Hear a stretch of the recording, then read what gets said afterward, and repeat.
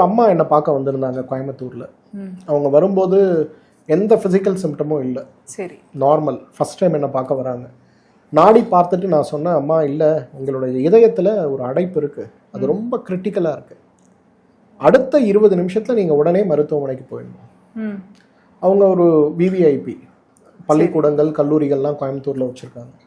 அவங்க அவங்க ஃபேமிலியில் அவங்க ஹஸ்பண்ட் உடனே சொன்னார், என்ன சார் அம்மா நல்லா இருக்காங்க, மூச்சு வாங்கலை, நல்லா தூங்குறாங்க, நல்லா சாப்பிட்றாங்க, ஒன்றுமே இல்லை சார், ஷீஸ் ஆல் ரைட் அப்படின்னு. நான் சொன்னேன், 20 மினிட்ஸ் நீ லேட் பண்ணால் இவங்க உயிர் போயிடும், நீ கூட்டிகிட்டு போனீங்கன்னா நல்லது அப்படின்னு. அந்த அளவுக்கு தெரியுது. உடனே அவங்க கூட்டிகிட்டு போனாங்க.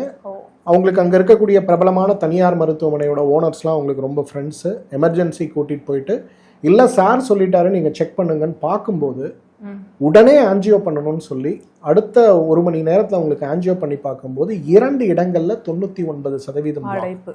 அப்புறம் அந்த மருத்துவமனையுடைய மிகப்பெரிய இதய மருத்துவர் அவர் அடுத்த நாள் காலையில் கோயம்புத்தூரில் என்னை பார்த்து, இதை எப்படி நீங்கள் கண்டுபிடிச்சிங்க, இந்த டெக்னிக் எனக்கு சொல்லிக் கொடுங்க, நீங்கள் சொல்லுங்கள், நீங்கள் கற்றுக் கொடுத்து தான் ஆகணும் அப்படின்னு. ஆமாம், அவர் 70 வயசு அவருக்கு. இன்னைக்கு பெரிய ஆட்கள் எல்லாருக்கும் இதய அறுவை சிகிச்சை அவர் தான் நம்ம ஊர்ல தெரிஞ்சதுன்னா. அவர் என்கிட்ட கேட்டார், நான் அப்ப சொன்னேன், அப்ப நீங்க உங்க தொழிலை விட்டுட்டு 2 வருஷம் என்கிட்ட அப்ரெண்டிஸா வாங்க சார், நான் சொல்லி கொடுக்குறேன் அப்படின்னு சொன்னேன், விளையாட்டுக்கு சொன்னேன்.